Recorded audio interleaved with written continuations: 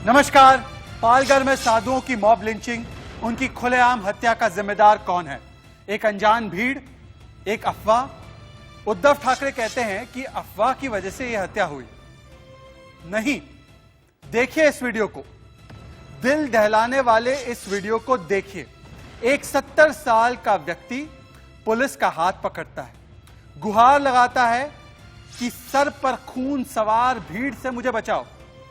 देखिए कैसे उद्धव ठाकरे के राज में पुलिस उस साधु को भीड़ का शिकार बनने देती है। दरअसल ये वीडियो 16 से 17 अप्रैल का वीडियो बयान करता है एक कहानी, बेरहम भीड़ की कहानी, बेदर्द पुलिस की कहानी और बेपरवाह सरकार की कहानी। यह वीडियो सवाल पूछता है कि लॉकडाउन के काल में देखे 200 लोगों की भीड़ कैसे जमा हो जाती है, कैसे ऐसे हावी हो जाती है पुलिस पर।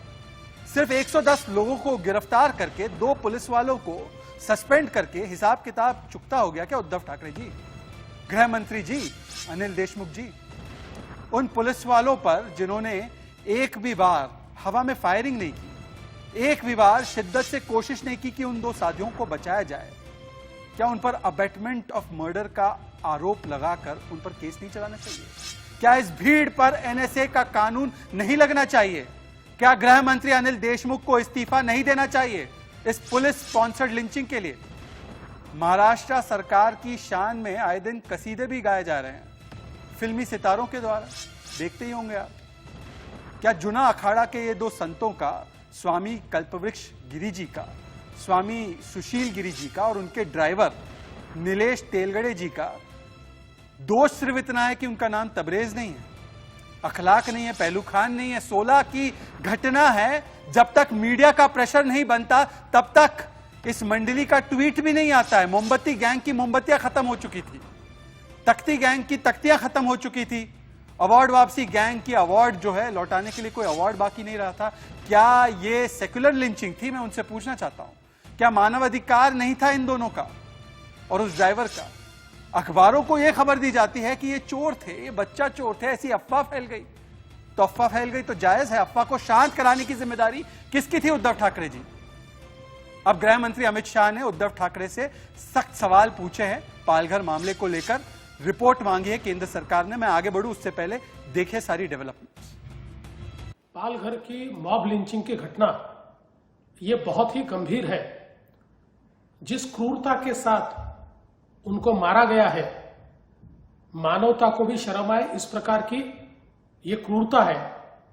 और इसमें सबसे शर्मनाक बात यह है कि पुलिस के सामने इस प्रकार से भीड़ लोगों को मारती है, पुलिस के हाथ से छीनकर मारती है, पुलिस के सामने लाठियां बरसाती है और पुलिस भी कार्रवाई करने को तैयार नहीं। इससे और शर्मनाक बात क्या हो सकती है? कहीं ना कहीं महाराष्ट्र में कानून व्यवस्था लचर हो गई है, कानून व्यवस्था दिखाई नहीं पड़ती, इस प्रकार की अवस्था है। और इसलिए हम मांग करते हैं कि तुरंत इसकी उच्च स्तरीय जांच की जाए। अपराधियों पे तो कार्रवाई करनी ही होगी, लेकिन उसके साथ साथ जिस प्रकार से पुलिस ने इसमें रोल किया है, क्या पुलिस पर कोई दबाव है कि इस प्रकार से लोगों को एक्ट करने दिया जाए? इसका भी जवाब मिलना चाहिए। और इसलिए मुझे लगता है कि इसकी हाई लेवल इंक्वायरी करते हुए कड़ी से कड़ी कार्रवाई की जाए, ऐसी हमारी मांग है। महाराष्ट्र में नासिक सापुतारा रोड पे दानू तहसील पालघर जिले में कापा थाना है एक, उसके कोई गांव है जहां में जूना अखाड़े के 2 महात्माओं को कोरोना वायरस के नाम पे मार दिया गया। यह घटना बहुत ही निंदनीय है। हमारे संत महात्मा एक संत की समाधि में जा रहे थे, जो जाना भी चाहिए, लेकिन उनको ये संज्ञान नहीं था होगा कि लॉकडाउन में ऐसी व्यवस्था की गई है कि समाधि में जाने से पहले परमिशन देना चाहिए था, लेकिन गलती हो जाती है आदमी से। लेकिन इस तरह से उन्हें घेर करके मुस्लिम एरिया में उन साधु महात्माओं को लाठी डंडे से मारा गया, जहां में पुलिस भी थी और पुलिस के सामने हमारे 2 महात्मा मारे गए। यह जांच का विषय है कि कई संत महात्माओं को, हमारे जो 2 महात्मा जूना अखाड़े के मारे गए, उन्हें साधु संत होने के नाते वहां के मुस्लिम एरिया के लोगों ने अपना बदला तो ले रहे हैं कि संत महात्माओं को मार करके कोरोना के वायरस के बहाने। मैं महाराष्ट्र सरकार से यह मांग करता हूं, इसकी जांच की जानी चाहिए। सबने संयुक्त रूप से बैठक करके और ये घोषणा कर दी है कि जो हत्यारे हैं उनको सही दंड नहीं दिया जाता, उन्हें फांसी नहीं दी जाती, तो महाराष्ट्र की सरकार होश में आ जाए, ईंट से ईंट बधा दी जाएगी। जैसे ही लॉकडाउन समाप्त हो गया, सारे साधु सन्यासी जूना अखाड़े के नागा महाराष्ट्र की तरफ कूच करेंगे। शब्दकोश में मुझे शब्द नहीं मिल रहा किन शब्दों से मैं इस कांड की भर्त्सना करूं, परंतु इतना समझ लेना चाहिए, किसी तरह से ना समझ जाए जब तेरा इंसान, तो एक बार करके देखना किसी साधु का अपमान। और इन्होंने तो अपमान ही नहीं किया, 2 साधु की हत्या कर दी, और अगर न्याय नहीं हुआ तो इसका परिणाम महाराष्ट्र की सरकार को भोगना पड़ेगा। तो आज का हैशटैग है पालघर लिंचिंग, और अब संत समाज और अखाड़ा परिषद आक्रोशित है और होना भी चाहिए। मैं आगे बढ़ूं उससे पहले मेरे सहयोगी राशिद से समझिए कि जूना अखाड़ा जो नागा संतों का सबसे बड़ा अखाड़ा माना जाता है, 4 लाख से अधिक सन्यासी है जिसमें, उसके बारे में और देश के अलग अलग अखाड़ों के बारे में मेरे सहयोगी राशिद आपको एक विस्तृत रिपोर्ट दिखाएंगे। कहा यह जाता है कि जो अखाड़े होते हैं ना, सनातन परंपरा का निर्वहन करवाने के लिए और सनातन धर्म की रक्षा करने के लिए ये अखाड़े होते हैं। अब आप देखें, पूरे भारत में 13 अखाड़े होते हैं। इन सभी अखाड़ों का यह कहना है कि अगर अखाड़ों से जुड़े हुए लोगों की हत्या हुई है तो हम एकजुट होंगे। 13 अखाड़े की पहली कैटेगरी शैव सन्यासी संप्रदाय। श्री पंचायती अखाड़ा महानिर्वाणी इसी से आता है। श्री पंच अटल अखाड़ा ये भी शैव सन्यासी संप्रदाय का हिस्सा है। श्री पंचायती अखाड़ा निरंजनी ये भी शैव सन्यासी संप्रदाय और इन्हीं को फॉलो करने वाले लोग हैं। श्री तपोनिधि आनंद अखाड़ा पंचायती, श्री पंच दशनाम जूना अखाड़ा के ही 2 साधु जिनकी हत्या की गई है। श्री पंच दशनाम आह्वान अखाड़ा, श्री पंच दशनाम पंच अग्नि अखाड़ा। ये तो हो गए 13 अखाड़ों की पहली कैटेगरी। अब वैरागी संप्रदाय में आ जाएं आप। श्री दिगंबर अणी अखाड़ा, श्री निर्वाणी अणी अखाड़ा, श्री पंच निर्मोही अणी अखाड़ा। इन सभी अखाड़ों के बारे में ये कहा जाता है कि सनातन धर्म की रक्षा करने के लिए अखाड़े बनाए गए और सनातन धर्म की रक्षा करने के लिए, हिंदू धर्म का प्रचार प्रसार करने के लिए ये अखाड़े काम करते हैं। उसके बाद फिर आ जाता है उदासीन संप्रदाय, यानी श्री पंचायती बड़ा उदासीन अखाड़ा इसमें आता है, श्री पंचायती अखाड़ा नया उदासीन इसमें आता है, श्री निर्मल पंचायती अखाड़ा भी इसी में आता है। अखाड़े कैसे काम करते हैं, अखाड़े क्या काम करते हैं, अखाड़े क्या होते हैं, अखाड़ों को लेकर के इतना ज्यादा बवाल पिछले कई दिनों में क्यों रहा है और अखाड़ों का इस पालघर संग्राम से क्या है संबंध, यहां पर एक बार आप ग्राफिक्स के जरिए अगर हम बता सकें। एक जमाना ऐसा हुआ करता था, आश्रमों के अखाड़ों को पहले कहा जाता था बेड़ा। अखाड़ों को जाने आप, मैं बार बार ये कह रहा हूं, बेड़ा का मतलब होता है साधुओं का एक जत्था।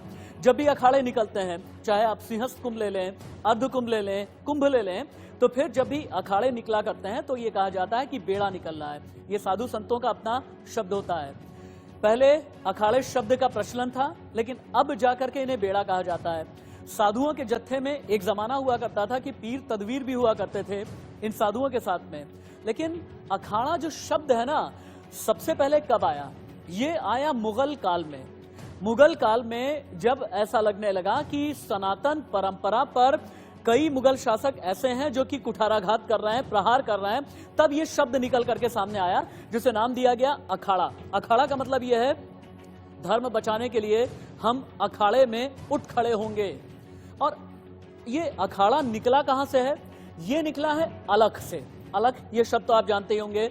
जब भी किसी बड़ी या क्रांतिकारी चीज की शुरुआत की जाती है तो कहते हैं अलख जगा ली गई, और इसीलिए सनातन परंपरा की को बचाने के लिए जो अलख जगाई गई, उसी के साथ में अखाड़ों की परंपरा की शुरुआत हुई। मुगल कालीन इतिहास से लेकर के आज तक का ये इतिहास आपको हम जो बता रहे हैं और दिखा रहे हैं। शुक्रिया राशिद इस जानकारी के लिए। और हम पालघर लिंचिंग पर डिबेट पर आगे बढ़े उससे पहले स्वास्थ्य मंत्रालय की ये ब्रीफिंग चल रही है, उस पर चलते हैं। अनुपालन सुनिश्चित करें। कुछ जिलों में भी लॉकडाउन नियमों के उल्लंघन के कुछ मामले सामने आए हैं जो स्वास्थ्य के लिए गंभीर खतरा पैदा कर सकते हैं।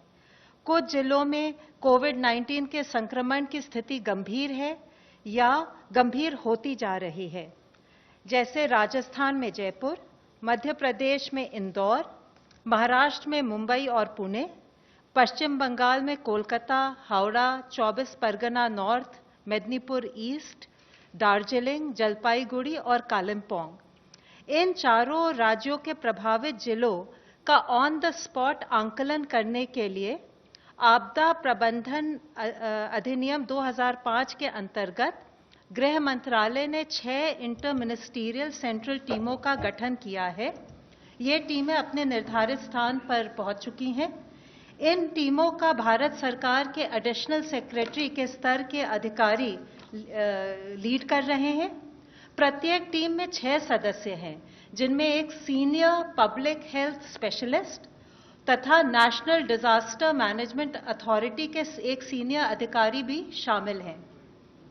इस प्रकार गृह मंत्रालय का यह प्रयास है कि उपलब्ध एक्सपर्टीज को जितना मुमकिन हो सके उतना राज्यों के साथ साझा करें, जिससे कि लोक हित में सबकी मदद हो सके।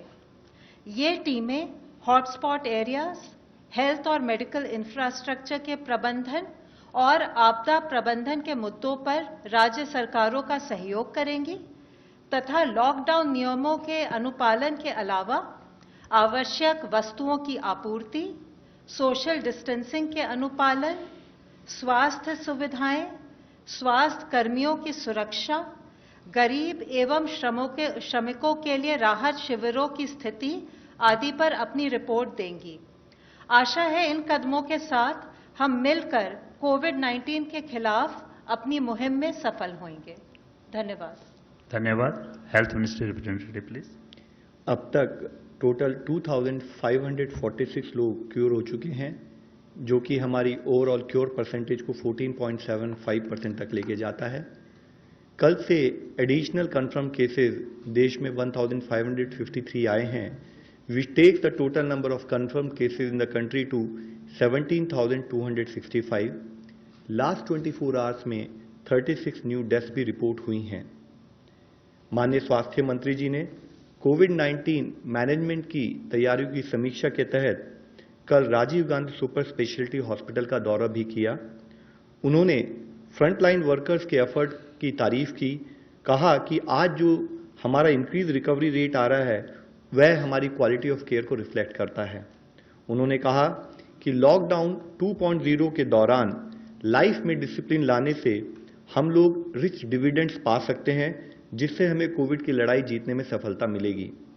G20 एक इंटरनेशनल फोरम है जिसमें 19 देश और यूरोपियन यूनियन के नेशन मेंबर्स फाइनेंशियल इश्यूज के साथ साथ सोशियो इकोनॉमिक इश्यूज पर भी डिस्कस करते हैं। G20 के मेंबर नेशंस वर्ल्ड का 80% इकोनॉमिक आउटपुट, ग्लोबल पॉपुलेशन 2/3 और 3/4 जो इंटरनेशनल ट्रेड है उसको रिप्रेजेंट करते हैं। उस G20 के स्वास्थ्य मंत्रियों की कल एक वीडियो कॉन्फ्रेंस के द्वारा मीटिंग हुई, जिसमें कोरोना वायरस से निपटने के लिए कोऑपरेशन और कोलैबोरेशन के इशू पर डेलिब्रेट किया गया। माननीय मंत्री जी ने इन टेस्टिंग टाइम्स के दौरान सभी मेंबर स्टेट्स के साथ मिलकर काम करने के लिए भारत के कमिटमेंट को जाहिर किया।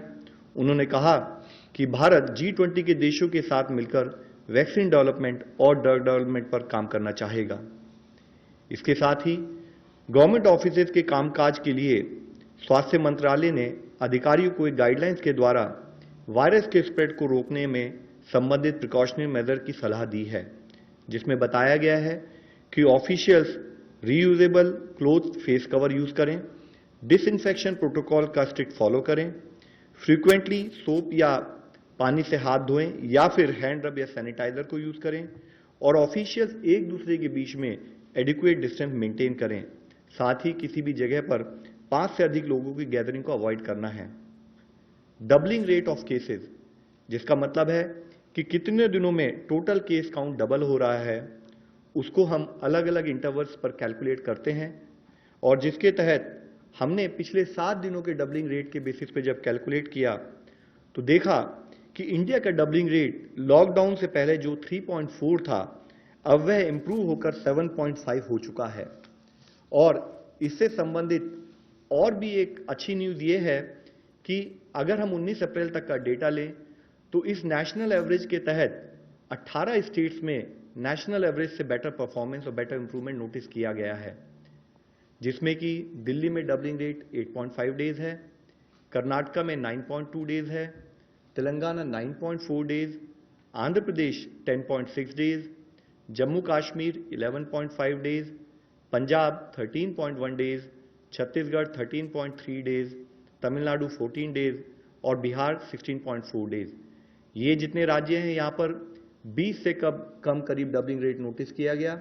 इसके साथ ही कुछ राज्यों में 20 से 30 के दिनों में भी डबलिंग रेट नोटिस किया गया, जो उनकी परफॉर्मेंस को दर्शाता है, जिसमें अंडमान निकोबार 20.1 है, Haryana 21 days, Himachal Pradesh 24.5 days, Chandigarh 25.4 days, Assam 25.8 days, Uttarakhand 26.6 days, Ladakh 26.6 days. इसके साथ ही हमारी कुछ स्टेट इवन उनका 30 दिनों से भी ज़्यादा डबलिंग रेट यानी कि उनकी परफॉर्मेंस, उनका केस मैनेजमेंट में हम इंप्रूवमेंट नोटिस कर रहे हैं, वह है उड़ीसा और केरला। मैं ये एक बहुत अच्छी हार्टनिंग न्यूज़ के रूप में आप लोगों के सामने प्रस्तुत करना चाहूँगा और राज्य और जिला स्तर पर जो हमारे कोविड के फील्ड वॉरियर्स काम कर रहे हैं इस विषय में, उनको धन्यवाद देना चाहूँगा। It is however we would also like to point out कि हम एक लड़ाई में हैं, हम एक बैटल में हैं और हम आराम नहीं कर सकते। एक भी दिन की हमारी विफलता या एक भी व्यक्ति की विफलता हमारे इस क्यूए रिजल्ट को, परिणामों को नेगेट कर सकती है और इसलिए जरूरी है कि हम सारी गाइडलाइंस का यूनिफॉर्म इंप्लीमेंटेशन करें। हमें कुछ और राज्यों से अच्छी खबरें भी आ रही हैं, जैसे गोवा के सभी पेशेंट्स को रिकवरी के बाद हॉस्पिटल से डिस्चार्ज कर दिया गया है। अब गोवा में कोई भी एक्टिव केस नहीं है। इसी तरीके से जैसे कि कल आप लोगों की दृष्टि में लाया था, माही और कोडगू, इन दोनों जिलों में जहां पर कि पिछले 28 दिनों से कोई केस नहीं आया था, उसमें एक और जिला जुड़ गया है, वह है पौड़ी गढ़वाल उत्तराखंड से। साथ ही टोटल 59 डिस्ट्रिक्ट्स हैं 23 स्टेट और यूनियन टेरिटरीज से, जहां पर पिछले 14 दिनों से कोई केस नहीं आया है, जिसमें 6 नए जिले जुड़े हैं। वह हैं डूंगरपुर और पाली राजस्थान से, जामनगर मोरबी गुजरात से, नॉर्थ गोवा गोवा से, गोमती त्रिपुरा से। और इससे संबंधित हम आप लोगों से रिक्वेस्ट करना चाहेंगे कि फिर भी हमें हर तरीके से सतर्क रहने की आवश्यकता है। दूसरे देशों की तुलना में अगर भारत आज इस सिचुएशन को मैनेज करने में प्रयत्न कर रहा है, उसमें जो भी रिलेटिव सक्सेस मिली है, उसका सबसे मुख्य कारण है कि इस लड़ाई में गवर्नमेंट के साथ साथ हर सिटीजन मिलकर लड़ाई लड़ रहा है। कम्युनिटी इन्वॉल्वमेंट, कोऑपरेशन और कम्युनिटी लीडरशिप हमारे मैनेजमेंट का एक मुख्य कारण रहा है। माननीय प्रधानमंत्री जी की अपील के तहत देश का हर नागरिक इस लड़ाई में जुड़कर लड़ रहा है, फिर चाहे वह लॉकडाउन का इंप्लीमेंटेशन हो या सोशल डिस्टेंसिंग से रिलेटेड बिहेवियर चेंज हो, कंटेनमेंट जोन में लॉकडाउन का स्ट्रिक्ट इंप्लीमेंटेशन हो, कॉन्टैक्ट ट्रेसिंग और सर्वेलेंस से हम हेल्थ वर्कर्स का सहयोग करते रहें और हर तरीके से फील्ड स्थाई पर पेशेंट मैनेजमेंट पर फोकस कर हम मॉर्टेलिटी को अवॉइड करें, यह हमारा प्रयत्न होना चाहिए। आज जब हम कुछ प्रांतों में रिलैक्सेशन प्रोवाइड कर रहे हैं, तो जरूरी है कि हम सोशल डिस्टेंसिंग के नॉर्म्स का पूर्णतः पालन करें, ताकि जो कोविड के केसेस कुछ जिलों में, कुछ राज्यों में कम हो रहे हैं, वे और भी कम हो। और जो जिले ग्रीन जोन में चले गए हैं, वहां पर हम सबकी रिस्पॉन्सिबिलिटी है कि वह 0 केस की स्थिति में ही बने रहें। तो ये आप सुन रहे थे स्वास्थ्य मंत्रालय की दैनिक प्रेस ब्रीफिंग कोरोना को लेकर। वो थे लव अग्रवाल, स्वास्थ्य के जॉइंट सेक्रेटरी, और मेरे साथ पालघर लिंचिंग पर डिबेट करने के लिए बड़ी बहस इसी पर है कि पालघर में जो 2 साधुओं की भीड़ हत्या हुई, उसके लिए जिम्मेदार कौन। मेरे साथ सारे मेहमान जुड़ चुके हैं, उनको स्क्रीन पर लेकर आइए, उनका परिचय कराना चाहता हूं। मेरे साथ है बीजेपी के राष्ट्रीय प्रवक्ता रोहित चहल, मेरे साथ है कांग्रेस के हमदर्द राजनीतिक विश्लेषक संजीव कौशिक, मेरे साथ जुड़ चुके हैं शिवसेना के लीडर और प्रवक्ता संजय द्विवेदी जी, मेरे साथ आचार्य पवन सिन्हा, आप उनको जानते हैं, परिचय के मोहताज नहीं है, और मेरे साथ इस वक्त जूना अखाड़ा के महामंडलेश्वर डॉक्टर उमाकांत नंदा सरस्वती जी भी जुड़ चुके हैं। प्रणाम, स्वागत है सभी मेहमानों का। पर पहले मैं चलना चाहता हूं शिवसेना के पास। सबको 45 सेकंड का समय देना चाहता हूं ओपनिंग कमेंट्स के लिए, ताकि सबकी बात एक एक बार आ जाए। शिवसेना, संजय द्विवेदी जी, मुझे बताइए कि क्या होना चाहिए? सिर्फ 2 पुलिस कर्मचारियों को सस्पेंड करके बात होगी? मुझे लगता है कम से कम सीबीआई की जांच की मांग होनी चाहिए, कम से कम गृह मंत्री का इस्तीफा लिया जाना चाहिए। यह पुलिस स्पॉन्सर्ड मॉब लिंचिंग 2 साधुओं की हुई, उद्धव ठाकरे जी कहते हैं अफवाहों की वजह से हुई, पुलिस को क्लीन चिट। शहजाद जी, ये मैं एक बात कहना चाहूंगा आपसे कि देखिए जो हत्याएं हुई हैं वो दुर्भाग्यपूर्ण है। इसमें से पूरा देश स्तब्ध है और ये आश्चर्यजनक घटना है कि ऐसा नहीं होना चाहिए था। लेकिन आप ये भी देखिए, आज हमारे उसमें जो है 101 हमारे गिरफ्तार भी किए गए हैं। जो भी दोषी वहां पे थे, इसमें 9 नाबालिग हैं, वो गिरफ्तार भी किए गए हैं और आईजी कोकड़ को इसकी जांच दे दी गई है। अगर सीबीआई से कराने की संजय द्विवेदी, सीबीआई से भी जांच हो जाएगी, संजय द्विवेदी, बात नहीं। लेकिन माननीय संजय द्विवेदी, उद्धव ठाकरे ने स्पष्ट कहा संजय द्विवेदी, है कि एक इसमें सेकंड, जो भी इन्वॉल्व है, चाहे पुलिस की ढील हो, चाहे संजय द्विवेदी, जिन्होंने हत्या की है, कोई बख्शा नहीं जाएगा। संजय द्विवेदी, तो आज, लेकिन आज संजय द्विवेदी, जी आपसे कि आज के समय में जब कोरोना वायरस 17,000 से ऊपर हमारे मरीज ऊपर पहुंच चुके हैं, आज पुलिस संजय द्विवेदी, जानबूझकर ना सुनी मत करो मेरी बात को। मैं आपसे पूछ रहा हूं, जिस पुलिस ने विजुअल बताइए कैसे वो 70 साल का बुजुर्ग व्यक्ति गुहार लगा रहा था, पुलिस का हाथ पकड़ रहा था एक छोटे बच्चे की तरह कि मुझे बचाओ, उस पुलिस पे मैं भरोसा क्यों करूं? आज सीबीआई की मांग एक मिनिमम होनी चाहिए। मेरे साथ स्वामी जी जुड़ चुके हैं, महामंडलेश्वर है जूना अखाड़ा के। देखिए ये तस्वीरें देखिए महामंडलेश्वर जी, क्या आपको लगता है कि एक जांच से पुलिस ही ये जांच करेगी, महाराष्ट्र की पुलिस ये जांच करेगी? 2 लोगों को सस्पेंड कर दिया गया है, क्या इससे बात बन पाएगी? क्या जूना अखाड़ा इस बात को मानेगा, या जूना अखाड़ा ने जो चेतावनी दी है कि अगर महाराष्ट्र सरकार इस पर कार्रवाई नहीं करती है तो उन्हें कदम उठाने पड़ेंगे? मैं आपसे पूछना चाहता हूं, जूना अखाड़ा संतुष्ट है क्या इस कार्रवाई से जो उद्धव ठाकरे जी का बयान आया है? देखिए, वीडियो रात में हमारे पास भी मिला, देखकर बहुत दुख हुआ जी। और जिस ढंग से एक संत तड़प रहे हैं और पुलिस खड़ी है, पुलिस गली से लाकर सामने छोड़ देती है। और जूना अखाड़ा ये वो अखाड़ा है जो हमेशा संस्कृति और धर्म के लिए, मानवता के लिए लड़ता रहा है, ये स्वयं सेनानी है। अगर सरकार इस पे कड़े कदम नहीं उठाती है, इसमें सीबीआई जांच नहीं कराती है, तो अखाड़ा फिर एक्शन लेगा। अभी अखाड़े को लोगों ने केवल मेले में स्नान करते हुए देखा है, अभी उसका ठीक से रूप नहीं देखा है। ये मानवता को शर्मसार करने वाली घटना है। और इसमें हंसकर ये उपदेश दे देना कि 100 लोगों को गिरफ्तार कर लिया गया, हुआ कैसे? और वहां की पुलिस जो वीडियो में दिखाई दे रहा है, एक बुजुर्ग साधु जो समाज में अपने जीवन का त्याग करके घर बार छोड़ के सेवा के लिए लगता है, उसकी रक्षा पुलिस नहीं कर सकती है तो कौन करेगी? आज संतों की जब जीवन की सुरक्षा नहीं है तो आम आदमी कैसे भरोसा करेगी इस पुलिस पे? संजय द्विवेदी, मैं आपके पास फिर से इसलिए आ रहा हूं क्योंकि मेरे पास जूना अखाड़ा के महामंडलेश्वर जी पैनल पर यह मांग कर रहे हैं कि सीबीआई की मांग की जांच हो। सीबीआई की जांच होगी, यस और नो? सिर्फ एक लाइन का मुझे उत्तर चाहिए, सीबीआई की जांच आप करवाएंगे या नहीं करवाएंगे? संजय द्विवेदी, इधर उधर की बात नहीं।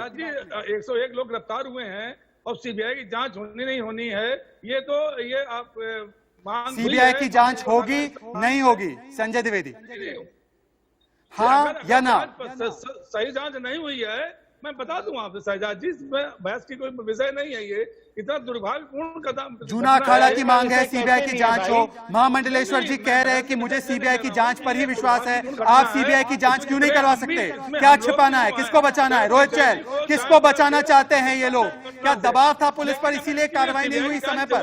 रोहित चैल इनटू द डिबेट। मुख्यमंत्री जी ने कहा भी इसमें है कि हम वो भी करा देंगे, रोहित चैल, इसमें उनका निष्पक्ष जांच होगी और कड़ी से कड़ी सीबीआई की जांच से क्यों भाग रही शिवसेना? मुख्यमंत्री जी ने स्पष्ट घोषणा की है। रोहित चैल, आप देखिए, उन्होंने स्पष्ट घोषणा की है, कड़ी से कड़ी सजा जिन्होंने घटना घटित, ये सब बातों से कुछ नहीं होने जा रहा है। रोहित चैल डिबेट में आइए, सीबीआई की जांच से क्यों भाग रही है शिवसेना?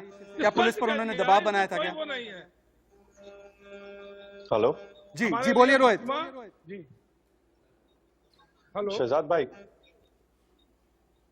जी जी, बोलिए बोलिए बोलिए रोहित। तक मेरी आवाज आ रही है? यस, आ रही है, आप बात रखिए अपनी। सीबीआई की जांच से क्यों भाग रही है शिवसेना?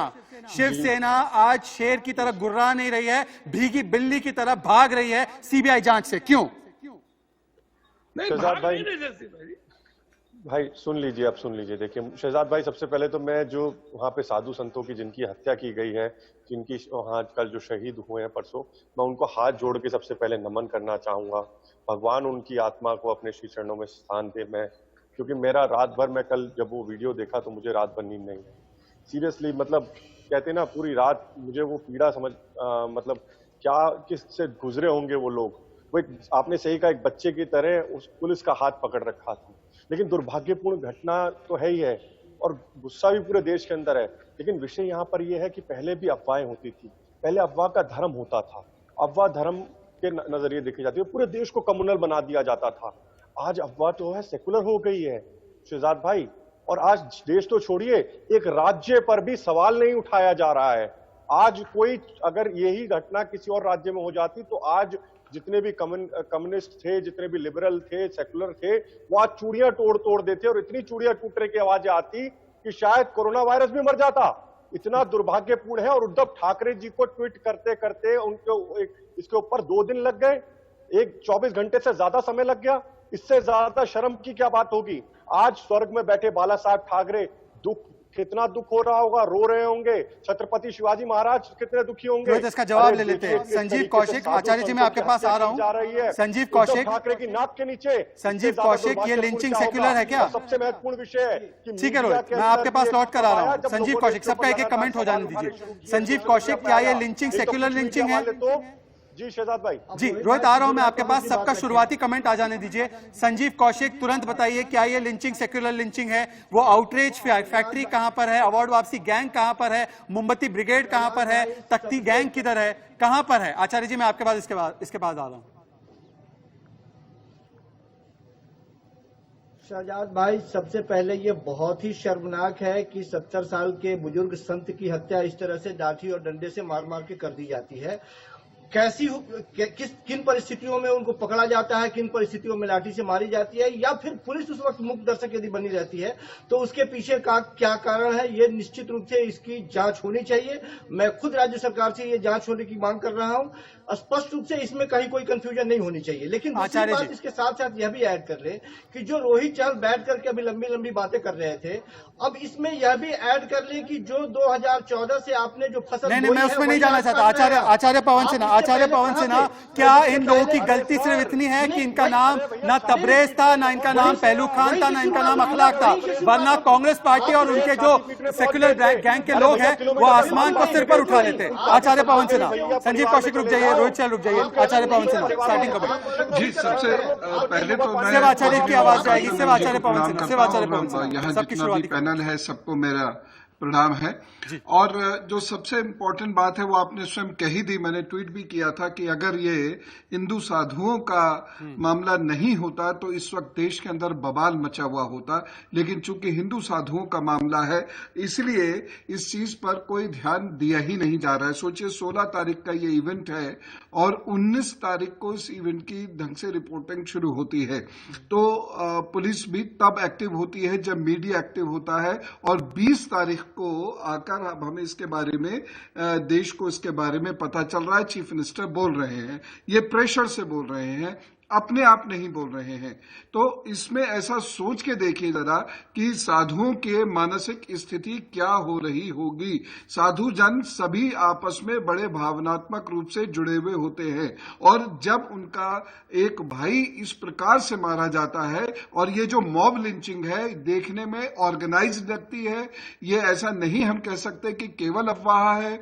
पुलिस को पता होगा, पुलिस बहुत दूर नहीं थी, बाकायदा कम्युनिकेशन था। 35 किलोमीटर से पुलिस आई है वहां पर। पुलिस पे क्या कोई हथियार नहीं था, ये सोचते हुए भी मुझे बिल्कुल अजीब सा लग रहा है। हथियार होगा और कुछ नहीं, हवाई फायरिंग कर सकते थे, बाकी पुलिस को बुला सकते थे, मॉब वहां बहुत सारा था, वो वन अधिकारी ज्यादा पुलिस को बुला सकते थे, या वो पुलिस अधिकारी या स्टेशन इंचार्ज वहां पर 2-3 और थानों से संपर्क करके ज्यादा वहां पर फोर्स को बुलाया जा सकता था, लेकिन ये सब कुछ नहीं किया। इसलिए इसके मामले में कहीं ना कुछ और भी है।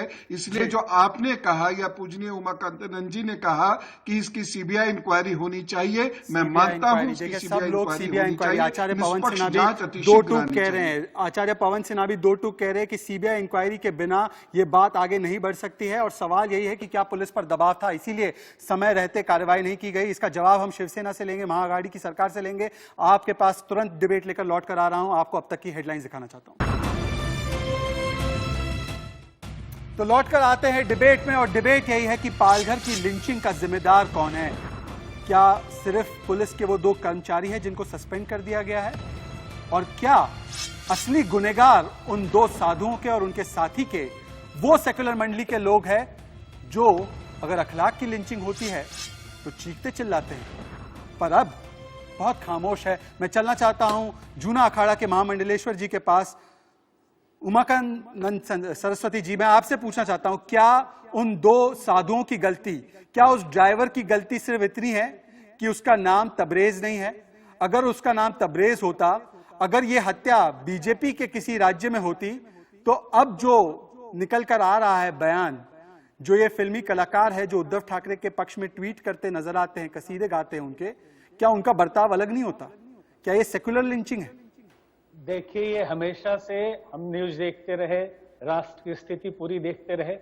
एक छोटी सी घटना घटती है, अगर विशेष कम्युनिटी से, मुस्लिम कम्युनिटी से हो, तो पूरे देश में हंगामा हो जाता। आपने भी कहा कि मोमबत्ती वाले आज कहां गए, अवार्ड वापसी गैंग कहां गए, ये तथाकथित सेकुलर कहां गए। और 3 दिन में पवन सिन्हा जी ने जैसा कहा, ये न्यूज उसी समय आग की तरफ फैल जाती है 1 घंटे के अंदर, लेकिन आज 3 दिन हो गया, तीसरे दिन ये डिबेट हो रहा है।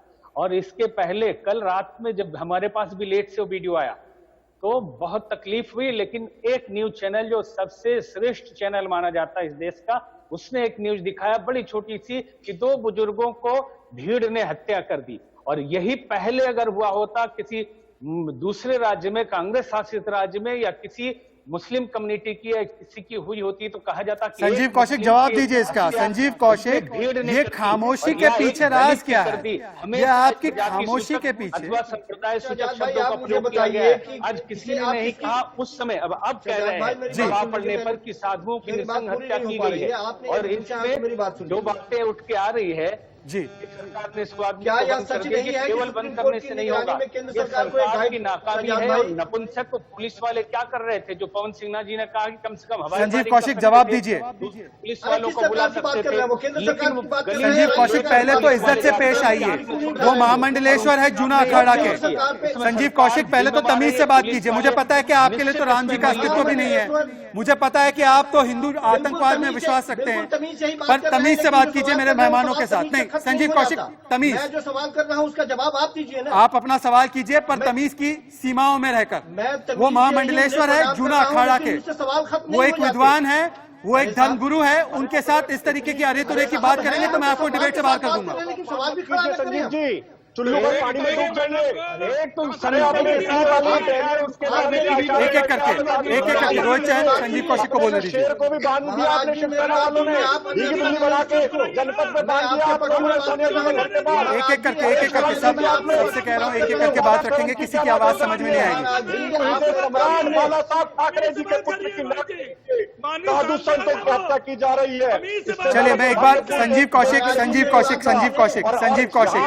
कौशिक बाकी लोगों से आग्रह है, एक सेकंड, बाकियों से आग्रह है कि आप लोग एक एक करके बात रखें। संजीव कौशिक, मुझे इस बात का जवाब दीजिए, ये किस तरीके का लॉकडाउन का पालन हो रहा है? महाराज जी, ये किस तरीके के लॉकडाउन का पालन हो रहा है आपके महाराष्ट्र में? 4000 से ज्यादा संख्या बढ़ चुकी है केसेस की, 200 लोग इकट्ठा कैसे हो गए? ये क्या साजिश थी? साथ आपसे मैं यह कहना चाह रहा था, मेरी बात को गलत दिशा में पहले इसका जवाब दीजिए कि लॉकडाउन के नाम पे मजाक किया है। तो दीजिए कम से कम। मेरी बात भी नहीं होने देंगे, पूरी नहीं होने देंगे। जवाब मैं वही दीजिए कह रहा हूं सर, कि जवाब सुप्रीम दीजिए, कोर्ट की सरकार निगरानी आपकी है, में जवाब सरकार दीजिए। को ये आदेश दिया गया था कि जितने भी राज्यों में मॉब लिंचिंग हो रही है वहाँ एक नोडल अधिकारी की नियुक्ति की जाए। केंद्र सरकार ने अभी तक क्यों नहीं किया? इसका कोई जवाब है आपके पास? नहीं है, कोई जवाब नहीं देंगे। कोई चहल भी इस पे नहीं बोलेंगे क्योंकि उनके पास भी कोई जवाब नहीं है। आज यहाँ पर बैठ कौन फेल्योर हुआ?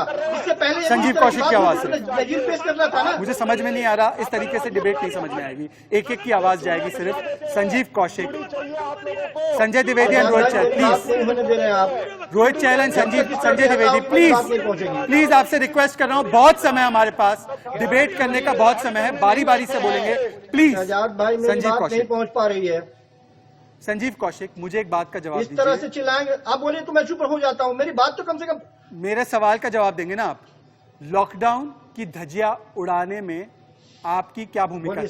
सरकार की क्या भूमिका थी? वहां पे 200 लोग इकट्ठा कैसे हुए? ये उसका जवाब दीजिए। अभी हम लॉकडाउन पे बात कर रहे हैं।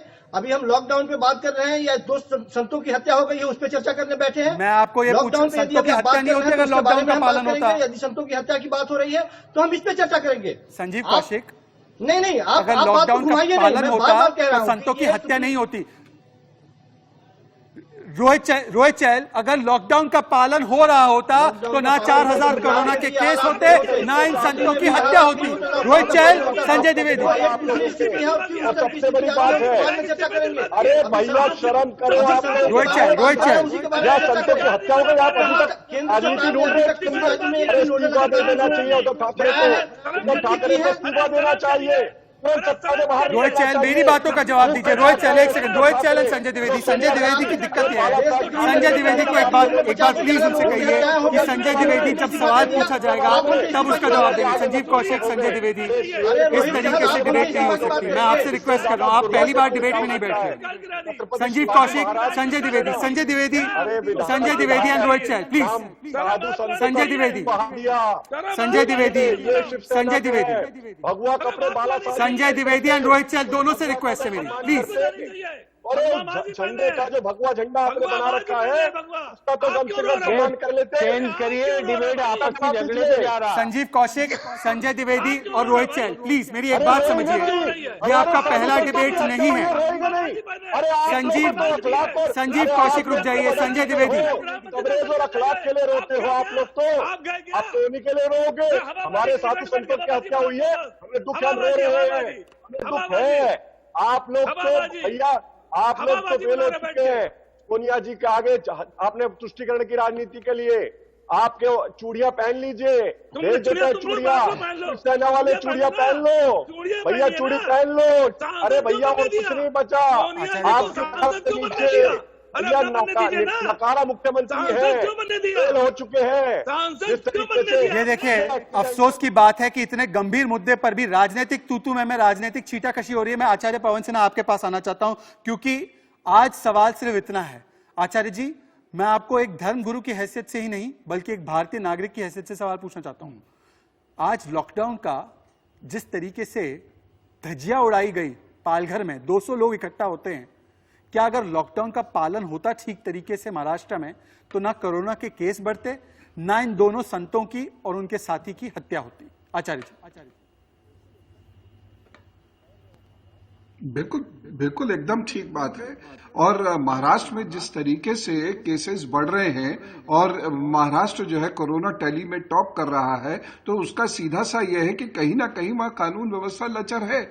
और जिस तरह 400 नहीं भी मानते गवर्नमेंट, 200 तो गवर्नमेंट खुद कह रही है, 200 लोग वहां पर खड़े हो जाते हैं आके, तो इसका मतलब लॉकडाउन वहां तो है नहीं। और वहां पर पुलिस क्या कर रही है, एक ड्राइवर के लॉकडाउन के सर्टिफिकेट की बात तो कर रही है, लेकिन वो 200 लोग वहां कैसे इकट्ठे हो गए इसकी कोई चर्चा नहीं हो रही है।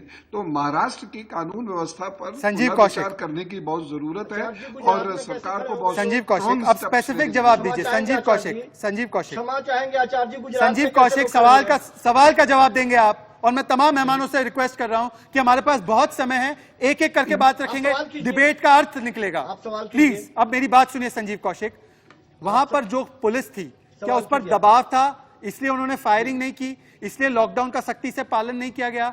वो इलाका वामपंथी इलाका माना जाता है, वहां का लोकल एमएलए एक सीपीआईएम का विधायक है।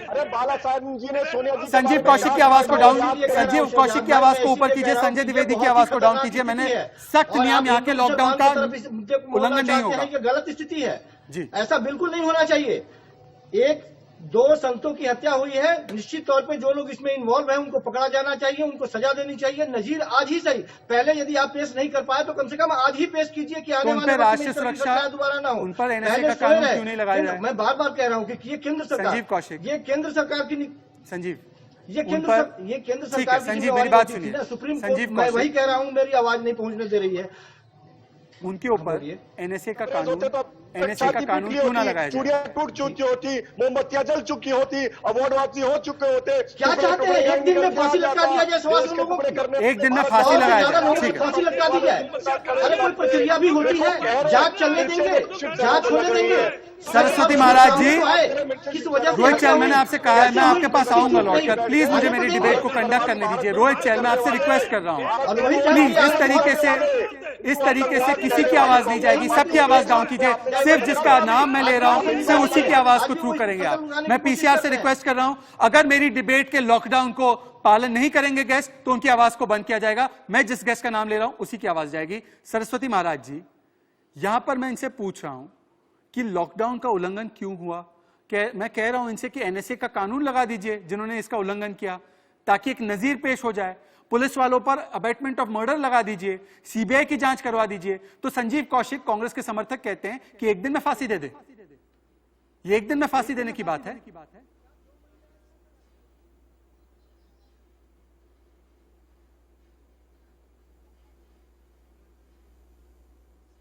सरस्वती जी, महाराज जी। हाँ जी, आवाज आपकी कट गई थी जी। मेरा सवाल आपसे यह है कि जब मैं कांग्रेस पार्टी की महाअघाड़ी की सरकार से कह रहा हूं कि सीबीआई की जांच होनी चाहिए, एनएसए का सख्त कानून लगाया जाना चाहिए जिन लोगों ने इस हरकत को अंजाम दिया, तो वो कहते हैं कि एक दिन में किसी को फांसी पर नहीं लटकाया जा सकता। पर अखलाक की जब हत्या होती है, जब पहलू खान की हत्या होती है, तो तुरंत आरोप लगाए जाते हैं और केस भी तय किया जाता है। ऐसा भेदभाव क्यों? ये दोहरी मानसिकता है। सत्ता लोलुप लोग अब किस निचले स्तर तक जाएंगे आपके सामने ये दिखाई दे रहा है।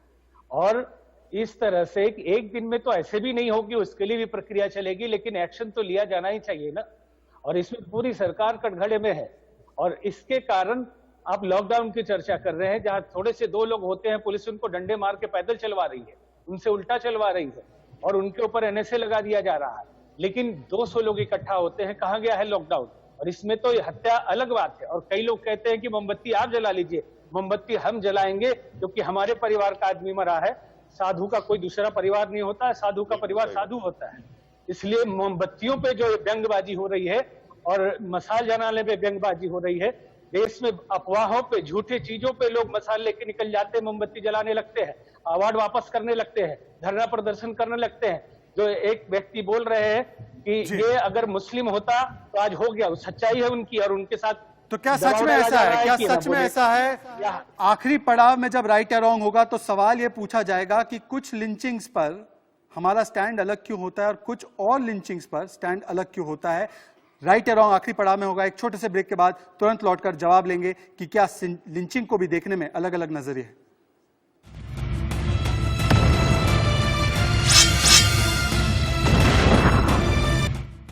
तो आखिरी पड़ाव में है राइट या रॉन्ग और हम चर्चा कर रहे हैं पालघर लिंचिंग की और इसके पीछे जिम्मेदार कौन है और क्या लिंचिंग को भी देखने के दो नजरिए है, कोई सेक्युलर लिंचिंग है, कोई सांप्रदायिक लिंचिंग है। मैं चलना चाहता हूं सरस्वती महाराज जी आपके पास। आप अब क्या चाहते हैं? जूना अखाड़ा की ओर से क्या चाहते हैं? क्या अपेक्षा है आपकी उद्धव ठाकरे की सरकार से, गृह मंत्रालय से? आपकी क्या अपेक्षा है? हमारी अपेक्षा है कि संतों को न्याय मिले और ये एक उदाहरण प्रस्तुत हो कि आगे कोई भी संत इस तरह से घबराए नहीं तो आज सबके अंदर एक दहशत है कि ये क्या हुआ है। तो पहली तो मांग है कि सीबीआई से जांच कराई जाए। भरोसा नहीं है किसी सीआईडी या किसी पुलिस के ऊपर, क्योंकि जब पुलिस मिलकर ये सब करा रही है, सामने खड़ी है, वीडियो में दिखाई दे रहा है, तो नहीं भरोसा किया जा सकता है। नहीं भरोसा किया जा सकता। आचार्य पवन सिन्हा जी, क्या अब जो कुछ तथाकथित सेक्युलरवादी मंडली है उसे ये दोहरा चरित्र अपनाना बंद करना होगा। अगर साधुओं की लिंचिंग होती है तो कोई आउटरीच नहीं होता इस देश में, कोई तख्तियां नहीं निकलती, और अगर किसी और की लिंचिंग होती है और हम उसकी भी निंदा करते हैं तो उस पर तो पूरा आसमान सिर पर उठा लिया जाता है। पवन सिन्हा जी। बिल्कुल, कोई भी व्यक्ति किसी भी आइडियोलॉजी का हो, लेकिन उसके लिए मानवता और मानव सुप्रीम होना चाहिए। ये बिल्कुल एक्सेप्टेबल नहीं है हमारे देश के अंदर, और इसी की प्रतिक्रिया जब लोगों को देखने को मिलती है तो वो शोर मचाने लगते हैं। प्रतिक्रिया इसलिए आई कि एक विचारधारा के या दूसरे एक खास रंग को धारण करने वाले लोग मानव नहीं माने जाते, और दूसरे लोग चाहे वो पाकिस्तान से चले आए वो मानव है, उनके लिए कोर्ट 3 बजे खुलवाने को लोग तैयार हो जाते हैं। तो यह बंद होना चाहिए। सारे मानव मनुष्य इस धरती के ऊपर जो रह रहे हैं वो तो विशेष रूप से, और भारत के जो ज्योग्राफिक लोकेशन में रह रहे सब बराबर है, सबके लिए सम्मान बराबर होना चाहिए। सबके लिए सम्मान बराबर होना चाहिए। रोहित चहल, बीजेपी क्या चाहती है इस मामले की आगे कार्रवाई कैसे हो? गृह मंत्रालय ने रिपोर्ट मांगी है, आगे क्या कार्रवाई होनी चाहिए महाराष्ट्र सरकार, गृह मंत्री महाराष्ट्र की पुलिस पर? देखिए, मुझे लगता है कि अब उद्धव ठाकरे जी, मुझे लगता है इस पे सख्त कदम जो ये आई वॉश का काम कर रहे हैं, दिखा रहे हैं। 2 दिन लग गए उनको ट्वीट करने में, और मुझे लगता है कि देखिए, सिर्फ 2 लोगों को ऊपर क्या कहते हैं सस्पेंड करने से काम नहीं चलेगा। पुलिस वाले भी उतने ही दोषी हैं जिन्होंने उन साधु संतों को उस भीड़ के हवाले किया। 200 लोग, 250 लोग किस तरीके से लॉकडाउन के बाद इकट्ठे हो गए, 10 बजे रात को उस गाड़ी की सूचना किसने दी, ये सारी जांच का विषय है। सीबीआई की जांच होनी चाहिए। संजय द्विवेदी, सीबीआई की जांच होगी, हाँ या ना? संजय द्विवेदी, सीधा सवाल। संजय द्विवेदी, महागाड़ी की सरकार, संजीव कौशिक, सीबीआई की इंक्वायरी से आप भाग क्यों रहे हैं? क्या पोल खुल जाएगी? क्या दबाव था पुलिस पर? शहजाद जी, मैं तो कहूंगा दुर्भाग्यपूर्ण घटना है, बिल्कुल सीबीआई जांच होनी चाहिए इसकी। तो फिर क्या शिवसेना की सरकार मानती है? पुलिस वाले क्या आप तैयार है सीबीआई की जांच के लिए? ये बड़ी खबर है, शिवसेना सीबीआई की जांच के लिए तैयार। मुझे लगता है इसको ब्रेक करना चाहिए। संजय द्विवेदी शिवसेना से कह रहे हैं कि शिवसेना की सरकार, उद्धव ठाकरे की सरकार सीबीआई जांच के लिए तैयार है। संजीव कौशिक, काम किया है, उनको सख्त सजा मिलनी चाहिए। ये शहजाद भाई क्या करती है? शहजाद भाई कहाँ चले गए? संजीव कौशिक, सीबीआई की जांच क्या इसमें कहां चले गए का क्या सवाल है? जूना अखाड़ा मांग कर रहा है। शहजाद भाई, मैं ये कह रहा हूं कि यदि पूर्व में जो गलत हुआ, गलत को गलत कहने की क्षमता और हिम्मत लोगों ने दिखाई होती तो आज का ये दृश्य नहीं दिखाई देता, और आज ये गलत नहीं मतलब होता। अभी भी दोष किसी और का है, और अभी से ही गलत को गलत कहना शुरू करे, भविष्य के लिए बेहतर होगा। अभी भी दोष किसी और का है। आप ये कहना चाह रहे हैं कि जो 2 लोगों की हत्या की गई, 2 साधुओं की हत्या की गई, वो दोषी थे अपनी हत्या के लिए? अफसोस की बात है। चलिए, मैं तमाम मेहमानों का धन्यवाद करना चाहता हूं। मैं धन्यवाद करना चाहता हूं तमाम मेहमानों का। मुझे लगा कि आज महागाड़ी की सरकार बाल ठाकरे जी के, आदरणीय बाल ठाकरे जी, स्वर्गीय बाल ठाकरे जी के कदमों पर चलती और कहती कि सीबीआई की जांच हम करवा देंगे, और पुलिस ने जो निर्लज्जता दिखाई है उसके ऊपर कार्रवाई करने के लिए अगर सीबीआई की जांच होनी चाहिए तो उसके लिए मान लेते। पर जाते जाते संजीव कौशिक, कांग्रेस पार्टी ने दोष उन 2 साधुओं पर भी डाल दिया। आज के लिए बस इतना ही।